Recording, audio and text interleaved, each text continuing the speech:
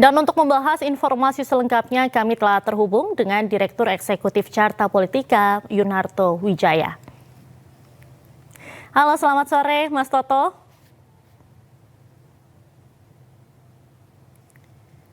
Selamat sore, Mas Toto. Apa terdengar suara kami?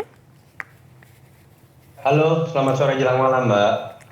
Sudah terdengar. Ya. Mas Toto, kalau misalnya kita melihat survei yang dirilis oleh Carta Politika sendiri, ini kan survei terbaru menunjukkan bahwa pasangan Ridho atau RK Suswono masih memimpin, tapi Pram Rano trennya ini meningkat di survei begitu. Bagaimana Anda melihat dinamika ini?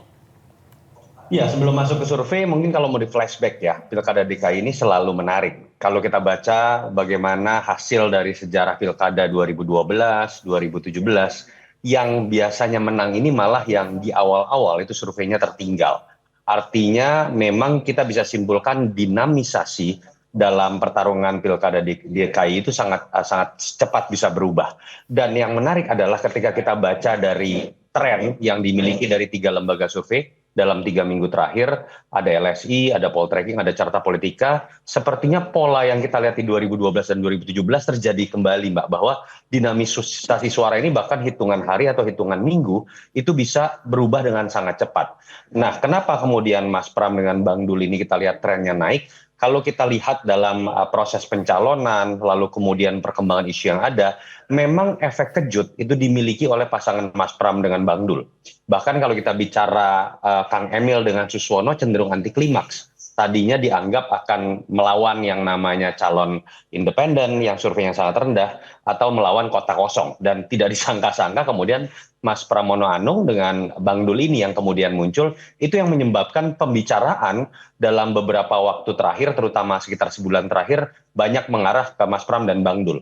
Faktor kedua, ruang buat Pram dan Dul ini memang lebih besar untuk menaikkan elektabilitas ketika memang tingkat pengenalannya masih sangat terbatas. Tingkat pengenalan Kang Emil itu sudah di angka 95%, hampir mentok, sementara angka pengenalan dari Pramono Anung terutama ini masih di angka 59%. Secara teoritis, yang tingkat pengenalannya sudah mentok, itu ruangnya untuk menaikkan elektabilitas lebih rendah. Jadi variabel itulah yang menurut saya sehingga menyebabkan di awal-awal pertarungan Pilkada DKI ini yang mendapatkan efek kejut secara positif adalah pasangan Mas Pram dengan Bang Dul. Tinggal masalah waktu yang kemudian akan menjawab apakah tren ini akan terus berlanjut atau akan terjadi stagnasi atau akan terjadi perubahan angin. Kira-kira seperti itu. Baik, kemudian kalau misalnya kita melihat peluangnya sendiri berarti untuk mengejar Ridwan Kamil dan Suswono ini sangat ketat dan juga cukup besar gitu peluangnya ya Mas ya? Iya, cukup mengagetkan sebetulnya ya kalau kita baca dari data LSI, lalu kemudian Poltreking, Carta Politika, selisih dari 3 lembaga survei itu, terutama dari yang pertama, dari LSI ke Carta Politika ada selisih hanya 3 minggu. Dan hanya dalam waktu 3 minggu terjadi perubahan misalnya di Pram dan Dul kenaikan sekitar 8,1%. Dari Kang Emil dengan Pak Suswono itu turun 3,5%. Kalau kondisinya ceteris paribus, artinya ritmenya terus berjalan seperti ini, saya sudah katakan dalam rilis kemarin, yang punya peluang untuk kemudian menang berdasarkan tren malah Pram dan Dul walaupun masih tertinggal. Tapi kita tahu juga bahwa ada banyak variabel lain dalam pengalaman kampanye Pilkada DKI sebelumnya yang masih mungkin mengubah ritme atau mengubah hasil angka. Salah satunya yang akan dalam 2 hari ke depan kita lihat yang bernama debat. Karena debat ini kalau untuk masyarakat yang memang notabene kebanyakan rasional, pusat informasi, rata-rata menonton debat, faktor debat itu juga sangat berpengaruh. Selain faktor lain, terutama kalau kita belajar di 2017, siapa yang bisa menjaga statement, bisa menjaga sikap, jangan sampai terjadi slip of tongue, itu yang kemudian akan memiliki modal lebih besar untuk mendapatkan kemenangan. Baik, selain tadi faktor tingkat pengenalan, kemudian juga faktor debat, apa ada faktor khusus lain nih Mas yang bisa mendorong kenaikan elektabilitas? Iya, biar bagaimanapun kalau kita lihat ya, bagaimana Pilkada kali ini kan pertama kalinya diadakan bersamaan dengan waktu Pilpres. Sebetulnya ada kejenuhan dari masyarakat, baru saja kampanye, baru saja terbelah, baru saja panas-panasan, kemudian harus menghadapi kampanye Pilkada lagi. Makanya kalau saya lihat bukan hanya di DKI, ada pola yang sama ketika kita survei di banyak daerah dalam beberapa waktu terakhir, kecenderungan orang tidak ingin yang kemudian berkampanye untuk menambah beban pikiran mereka. Sehingga bahasa yang gembira, kampanye yang kemudian menyejukkan, kampanye yang kemudian tidak memecah belah, kampanye yang bisa plong menggunakan bahasa yang tidak ribet, itu mungkin akan jadi salah satu faktor secara emosional yang bisa menjadi pendongkrak dari masing-masing calon. Nah, yang menarik adalah sebetulnya kekuatan mesin politik dari Kang Emil dengan Pak Suswono jauh lebih besar dibandingkan dengan Pram dan Dul, apalagi dengan Dharma dan Kunwardana, karena mereka tidak punya partai. Ada 15 partai pendukung pasangan nomor 1, Pram dan Dul praktis hanya PDI Perjuangan partai besarnya. Tapi kalau kita lihat, malah Kang Emil dengan Pak Suswono ini yang merasa terbebani ya. Karena kita tahu majunya mereka ini kan berasal dari Kim Plus yang dulu dianggap menjegal misalnya Anies Baswedan untuk maju. Sehingga kalau saya lihat dari statement Kang Emil tidak seperti biasanya. Sangat berhati-hati, tidak seperti Kang Emil yang biasa muncul di Jabar. Sementara kalau kita lihat Mas Pram dengan Bang Dul, kayak nothing tulus. Bahkan memilih ketua tim ses, seorang calon tong misalnya. Dan yang ketika orang menerka warnanya ini akan merah kira-kira kalau dari PDI Perjuangan, ternyata walah-warah warna yang dipilih warna oranye, itu yang menyebabkan kenapa suara dari Pram dan Dul ini jauh di atas dari suara PDI Perjuangan. Artinya memang pola yang bisa kita lihat adalah kampanye yang lebih menggembirakan, kampanye yang tidak terlalu terasa hard politics apalagi panas dan bisa merangkul semua, itu bisa menjadi faktor pendorong secara emosional buat publik lebih tertarik memilih.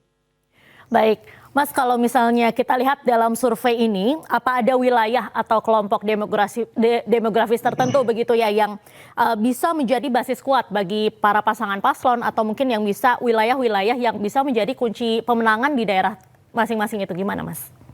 Iya, kalau kita bedah kan ada 5 kota di Jakarta, 44 kecamatan, ada 267 kelurahan ya. Kita anggaplah berbicara mengenai basis kota.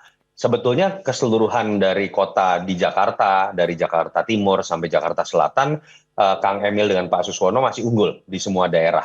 Tapi memang kalau kita lihat gapnya lebih kecil ketika berbicara di daerah Jakarta Barat dan Jakarta Utara. Dan memang kalau kita membaca tren ke belakang, pasangan yang didukung oleh kalangan nasionalis termasuk PDI Perjuangan, dalam hal ini dulu Jokowi Ahok, lalu kemudian Ahok, memang Jakarta Barat dan Jakarta Utara cenderung lebih bisa mendapatkan suara untuk pasangan yang diusung oleh PDI Perjuangan. Tapi ada satu basis yang menarik yang biasanya itu paling sulit didapatkan oleh calon dari partai atau PDI Perjuangan, itu Jakarta Timur. Biasanya Jakarta Timur ini cenderung calon PDI Perjuangan suaranya akan kecil sekali. Tapi kalau kita lihat tren dari 3 lembaga survei, Jakarta Timur itu salah satu daerah yang malah kenaikan dari Pram dan Dul sangat besar. Saya masih berspekulasi bahwa faktor Dul memegang peranan, terutama dari kalangan Betawi yang memang banyak sekali bermukim di Jawa Timur, Jakarta Timur. Sementara kalau kita tahu keberadaan Kang Emil yang dulunya dianggap akan maju bukan di Jakarta tapi di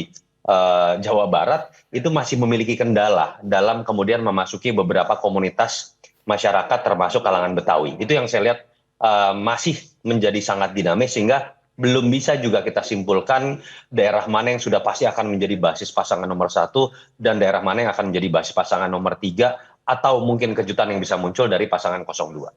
Baik, Mas Toto, mungkin terakhir, kalau misalnya kita lihat tren elektabilitas ini akan terus berlanjut, bagaimana nih Anda akan memprediksi hasil akhirnya? Apakah peluang kedua pasangan calon yang saat ini ketat begitu ya, ini apakah akan semakin ketat di akhir?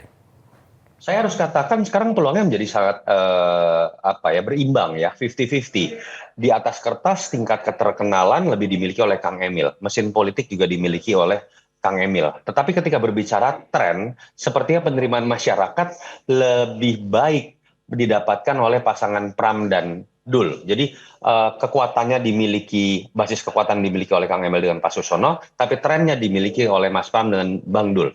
Jadi memang bisa dikatakan pertarungan hampir pasti akan terjadi di antara dua pasangan ini saja. Nah, pertanyaan kedua, ketika kemudian pertanyaannya adalah apa akan 1 putaran atau 2 putaran, malah akan ditentukan oleh keseriusan dari pasangan 02. Dalam hal ini adalah Dharma Pongreko dengan Kunwardana. Ketika mereka memang serius menunjukkan mereka berkampanye, bukan seperti calon boneka yang dicurigai oleh berbagai pihak misalnya, andai kata mereka bisa mendapatkan suara di atas 7%, misalnya sampai di atas 10%, apalagi double digit, kemungkinan besar malah akan terjadi 2 putaran. Tetapi kalau suara dari Dharma dengan Kunwardana ini hanya sekitar di angka 5% seperti pada saat survei dilakukan, mungkin ini akan jadi pertarungan satu putaran, tinggal kemudian siapa yang menang dan peluangnya masih 50-50 di antara pasangan Kang Emil dengan Pak Suswono, dengan Mas Pram dengan Bang Dul. Jadi memang masih akan menarik dan akan kita lihat bagaimana faktor debat biasanya akan sangat berpengaruh besar. Baik, sangat menarik ya Mas Toto ya. Terima kasih banyak Mas Toto atas waktunya dan sudah bergabung di Terima Agi Sore kasih. hari ini. Sama-sama.